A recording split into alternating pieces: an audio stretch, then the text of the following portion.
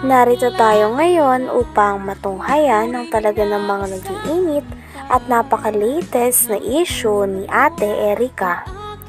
Sa pagpapatuloy nga ng issue na hidwaan sa pagitan ni Ate Erica at ng kanyang pamilya ay pumunta nga muli si Kalingap Val Santos Matubang sa bahay ng pamilya ni Ate Erica upang makibalita kung ano na nga ba ang sitwasyon ni Ate Erica at ng kanyang pamilya.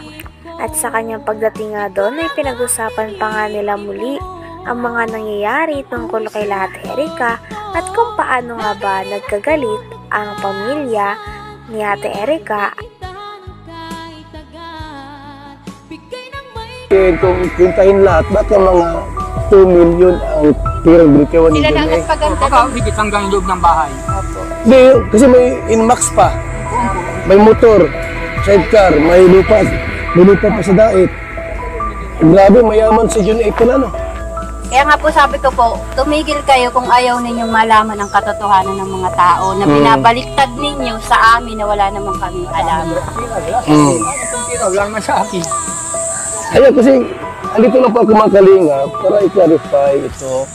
Ayoko naman po na parang daldal ko tapos yung pala tama si N. Tunyakal Torres, yan o. Hindi namin yung kilala. Eh, Lolo Mix, ano kaya yung topic natin dito? Diba, pera at ikaw ang may hawak yung pera, hindi si May. Dahil kayo ang bumili ng gamit. I have some evidence of what happened from the start. Yung pirang yun, ibinibigay lang sa akin para bumili ako ng mga agribil na gagamitan sa bahay.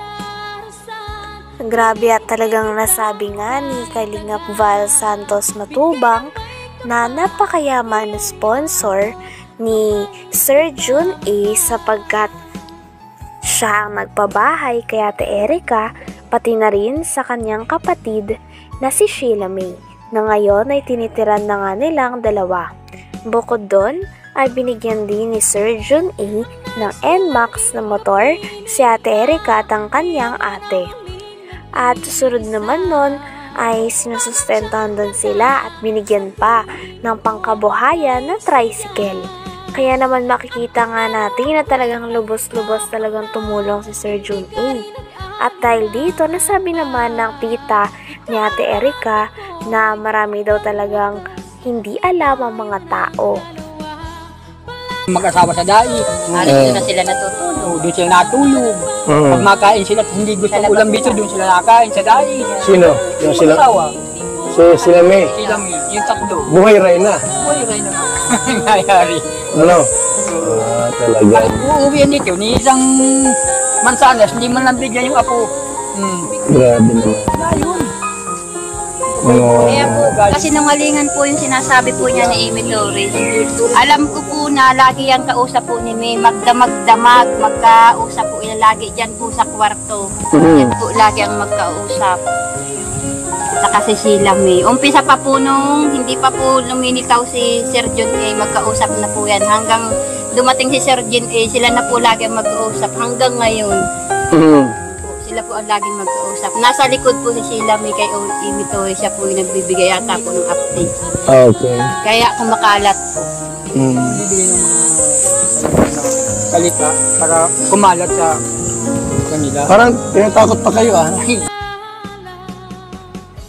Ayon nga sa mga nangyayari, ay nasabi nga ni Kalingap Val Santos Matubang na aanhin daw natin ng pera kung hindi naman tayo magkaayos kasama ang ating pamilya.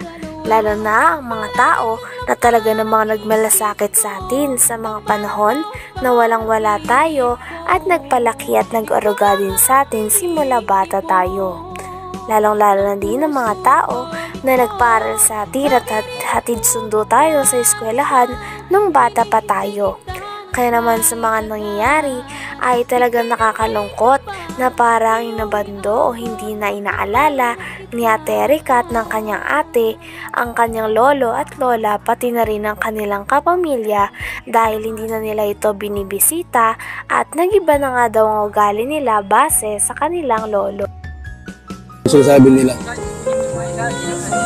inaano ako. So maganda rin yung malaman natin lahat ang pangyayari po. Nandito kami, ating kalinga, para malaman natin ang buong katotohanan bakit umantong sa ganito na salit na magkaisa yung apo at lolo, parang hindi magandang nangyayari. Ari niyo po ang pera kung sira naman ang relasyon sa magulo. Ito po ang pinatumayaman sa buong mundo. Kung sira naman ang relasyon, wala din silbi po yun. Ang malaga po yung magandang samahan. So, yung mga sinabi pa lang hindi totoo pala. Naghahambog lang. Sinungaling. Sabihin yung imitoris niya, butog yun. Si Torres, Torres. Si Torres. Sisilam yung gapa nun. Sinabi pa nga sa post na talagang parang sobra na daw ang pamilya, lalo na ang tita ni Ate Erica at ang lolo ni Ate Erica sa kanya. Kaya naman pinagtatanggol nga ng post na ito si Ate Erica at ang kanyang ate. Talagang sabi nga ng lolo ni Ate Erica ay napakarami daw maling impormasyon doon at talagang pinaliwanag din ni Lolo Miguel ang kanyang sarili sa mga manonood. Talagang marami pa nga mga bagay na hindi nalilinaw tungkol sa issue na ito, kaya mareresolba pa kaya ang mga ito? Dahil nagagalit na nga talaga si Lolo Miguel pati na rin ang tita ni Ate Erica. Talagang habang patagal na patagal ay mas umiinit na nga ang issue nito. Sino nga ba ang tunay na may mali? Ang pamilya ba ni Ate Erica o sila Ate Erica at ang kanyang ate? Yung mga sinabi pa lang hindi totoo pala. Naghahambog lang. Sinungaling. Sabihin yung imitoris niya, butog yun. Si Torres, Torres. Si Torres. Sisilam yung gapa nun. Ang kausap palagi. Nasa likod yun yung layo. Kaya naaalaman. Ibinubog niya. Meron na palang motor si Erica. Max. Oo, meron. Anong pala yung motor niya? Murang Mabuti, may lisensya naman yan. Kinunang yun nila sila, di ko anig dun eh. Ang lisensya. Talagang mahal na mahal ni John Lee, ano? Tapos sa may loto sa Dait. Wow, grabe, congratulations. Tapos may bahay pang maganda. Walang masamang tumulong. Meron lang kasi nagpabot ng reklamo sa atin. Itong si Lolo.